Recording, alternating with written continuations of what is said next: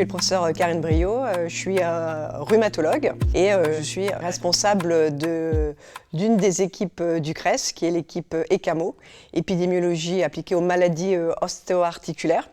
Cette équipe, elle a été créée à la création du CRES il y a plus de 10 ans et je suis présente depuis plus de 10 ans dans cette équipe. Je fais à la fois du soin mais aussi de la recherche appliquée aux maladies ostéo-articulaires, en particulier aux maladies osseuses, à l'ostéoporose, qui est mon domaine de prédiction dans le domaine de la recherche. Pourquoi est-ce que je m'intéresse à la recherche dans les maladies osseuses, en particulier l'ostéoporose?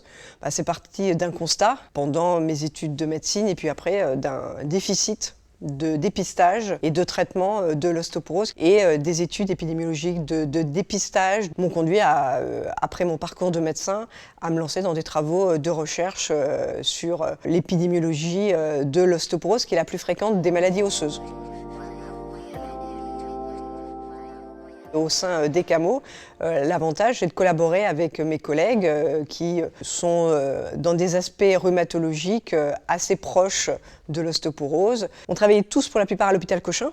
Donc il y avait une unité de lieu au tout début qui ensuite s'est élargie, et c'était une formidable opportunité de conduire des travaux de recherche sur des bases de données. Certaines on n'avait pas accès, mais c'était nos collègues qui avaient accès.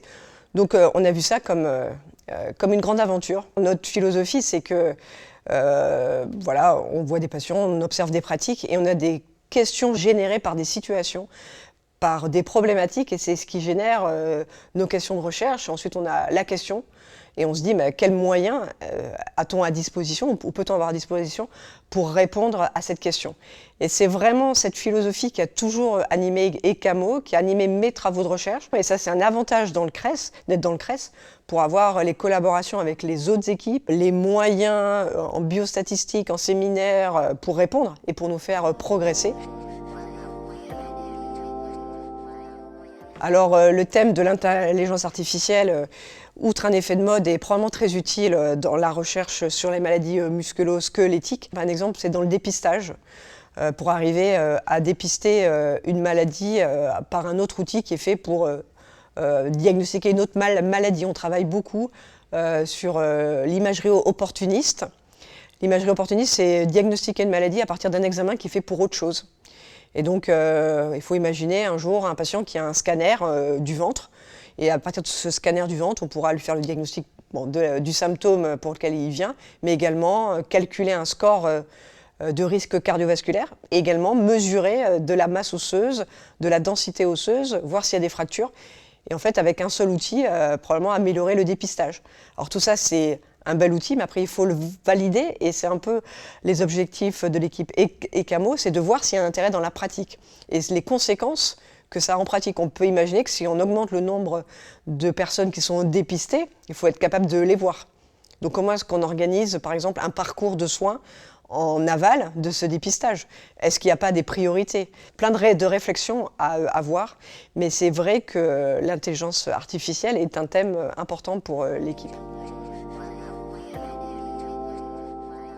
Pour la prise en charge des patients à risque de fracture, on a aussi des cohortes, ça veut dire des populations que l'on suit et qui permettent de répondre à des questions. Donc on a généré nous-mêmes une cohorte qui permettait donc de suivre des patients qui avaient fait une fracture récente. On les a suivis pendant 5 ans, on a plusieurs données et des données biologiques. Et puis on a aussi accès à des bases de données autour de l'ostéoporose qui permettent de voir la consommation des soins, le devenir, la mortalité, savoir qui est à plus à risque de fracture, pour arriver un peu à personnaliser la prise en charge, pour traiter ceux qui doivent être traités. Et après, on essaie aussi de créer des outils pour améliorer le suivi de ces patients. L'ostéoporose, c'est une maladie chronique qui est sans aucun symptôme jusqu'à la fracture. Donc il faut arriver à suivre les patients qui ne se plaignent de rien, sauf de fracture. Donc il y a la mise en place de parcours, de ce qu'on appelle des filières un peu automatisées, parce que ça fait 20 ans qu'il y a des travaux dessus, basés sur les moyens humains, mais trop dépendants des moyens humains. Alors peut-être qu'on peut utiliser des moyens technologiques pour arriver à les suivre sans être dépendant de la présence d'un médecin, d'une infirmière qui est en pénurie compte tenu de l'organisation des soins actuels.